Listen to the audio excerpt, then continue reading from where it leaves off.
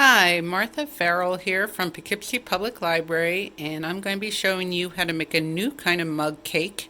This time it's a carrot cake.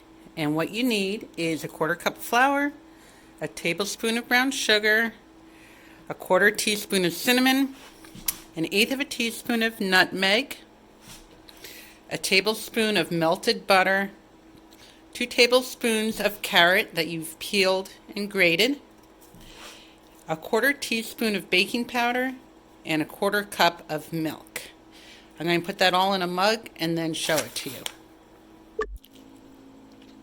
Now everything is in the cup, and I'm going to stir it up completely, and then we'll put it in the microwave.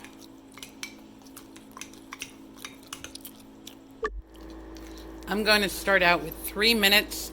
The instructions said to do between 3 and 5.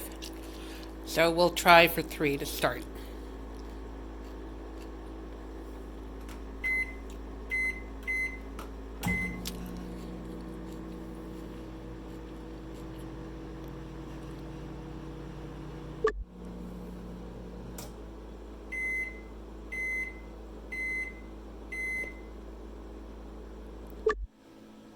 All right, I think 3 minutes, just about perfect.